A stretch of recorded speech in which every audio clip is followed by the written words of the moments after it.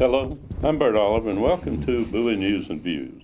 And my co-host John Rouse and I are going to be reviewing the news today. John, welcome. Well, thank you, Bert. And there's quite a bit of news to review, I guess. The biggest story, of course, is the rumor about Brangelina breaking up. But now they say it's not. You know, something caught my attention last week in the paper where Prince George's County lost over $100 million in housing money because they failed to use it within the time frame mandated by the state government. Now, unbelievable. It is unbelievable, and that's inept management, absolutely inept management. I just can't believe that with the situation in this county, housing, cheap housing, or affordable housing, mortgage failures, unbelievable. You brought up a point there that I noticed too, John. The county council doubled the figures they would give people, like that would be more people coming in. Apparently they'd had a problem appealing to the home buyers.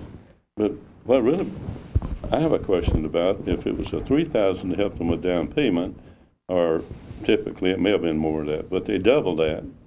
If they hadn't done a good job bringing people in, if the need is there, doubling what they get is not going to cause them to act. Oh, well. The public. I can't figure out that county council. They do some pretty absurd things. Not a very impressive body of government in my estimation. Well, you know, and it adds to what your comments are, because in our transportation funds, I think it was on that bypass highway from Prince George's to Montgomery County, there was if I'm not mistaken, $1 million, or $1 million point something, that the county didn't use, that the feds are going to take back, like the state did. And of course that can be confirmed, but what that amounts to mismanagement is, and this is the last year of service for a lot of the county council members. Thank heavens. Thank goodness for that. And Jack Johnson will be departing the county executive, and we'll have somebody new in there. All we can do, though, is offer sacrifices in the hope that we get someone decent in that office. Right, and there's a lot of people coming forth. But the big difference is you hit the key there is management. Yeah. And if the county executive is charged with it, and it's just like a city manager or whatever else, it's different with the political thing. But if they put the proper people in place running these departments, maybe that's the answer. And if they're appointments, sometimes those are made not because of ability, but who they supported. Exactly, political payoffs. And that we must watch carefully, I think, on the next election. Oh, absolutely. The next election is so important. And another one I saw in the paper was, the hierarchy down there is always boasting, bragging about the crime rate going down. Yeah, it goes down. It goes down from appalling to distressful. Yeah, always.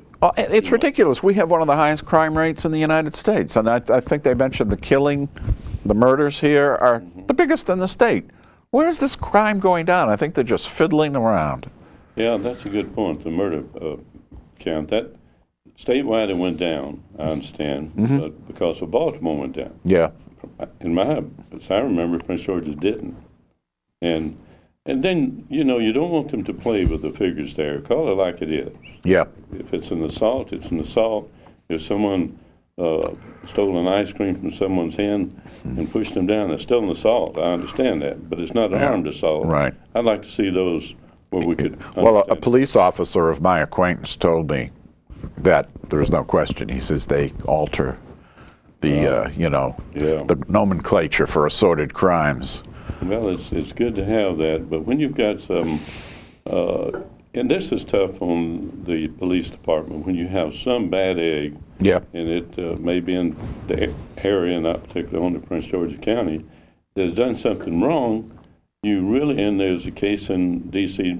just currently about that, it really makes you really feel unproud at the moment. And we usually are very proud of our protected people. Well, did you see the story about the police officer, county police officer, that had been reprimanded for something and was, written up badly by his supervisors? And what did they do? They promoted him. That's right. They had a promotion. And Jeez. See, that's the thing that makes you kind of discouraged about being a police officer and serving. Yeah. And those people that, and I know a lot of them, you do too, John. Yes, I do, and some of them are really great, and they're very, very frustrated by the management of the police department. I imagine so, particularly with that. And I know the interesting thing about, we had a case come before the ethics board one time on similar to that, and we had 5 police officers come in. And they said it didn't seem fair that one of the wives of one of the officers that would be making a judgment on promotions was tutoring some of the candidates in their home.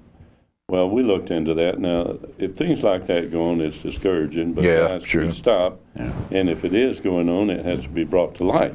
Well, we should mention here, Bert, in all fairness, that our city police department under Kathy Perez is well run. I believe. And they're working, they're out there. Now, if they start using their turn signals, that would be a big plus. Oh, I've noticed a distinct improvement in that. Have you? Good. Yeah, it could have been a mechanical problem. That could be. It could be, yeah. But I've noticed that certainly is a distinct difference. And I noticed... We'll be hearing from her. Better on that. And I noticed the action is better. I see a lot of activity where there's a car or 2 cars with one pullover. And on a 30-mile-an-hour school zone yesterday, it's very encouraging to me. I don't know what the reason for. But often, you see a car that has an expired tag on the car. Right. And I know those are simple things to pull people over, but sometimes it's a stolen tag. Yeah, Someone can't renew their insurance. Yeah. And that's a violation, and the reason that's a violation, and I know they're all over the place, and they can't do a lot of that. State troopers are very keen on that. Oh, they sure are. Rather than, that expired tag. No, if you get up there on one of those state trooper enforced roadways, you will definitely, if you have an expired tag, you're going to get a ticket. I noticed that easily. And also the state rules about insurance to renew. Yeah. What's else? What else is going on? Well, I have to tell you that our exclusive last week on the candidacy of Geraldine has created quite a stir. Yeah. It's had a huge number of hits on our YouTube page, and she immediately started hearing from people, some giving her grief and some saying good going, but she's getting right into full throttle, and her campaign is going to start very soon, and I think she's a good candidate. Yeah, I think so, and it was neat to have her on. Yeah. Because of that particular issue. And we've reviewed all of the city council people since we've had Bowie News and Views or Bowie Business Journal. Yeah. Oh, we haven't had Dennis Brady on, but I have an email from him. He couldn't come on because he had run out of leave time. Sure. So he's got fresh leave time, and he says he's ready. So That's we'll get him on within the next couple of weeks. And he's one of the most experienced. Yeah. And as I mentioned before, John, knocking around the community, I was absolutely amazed. I didn't know that our city council people got out and about as much as I found out that he did. Well, some of them. And maybe some of them. And I know before the election, when I talked around in South Bowie, there was so many people that knew who represented, which is good. Yeah. It's not easy because anyone that doesn't vote in Bowie and you ask them who your representative is, it's not as easy to identify who the representative is, where they live. They don't know the boundaries and so forth. Yeah. That's why when we have them in, we should remind them to give us their boundaries. Oh, I know it. I don't know the boundaries. Do you? Not exactly either. Well, Todd Turner says he's in the heart of Bowie. I would have assumed that Long Ridge, etc., is not really the heart of Bowie. The heart of Bowie, I would imagine, focuses right on the Marketplace, Shopping Center, Free State. That's the heart of Bowie in Somerset, Buckingham. But if he wants to say it, it's all right. No, that's fine. No one else contesting about it yet. No. Another neighborhood, you might say. But there will be dispute about the heart of Bowie. That's kind of keen. But someone said, well, about Geraldine's announcement.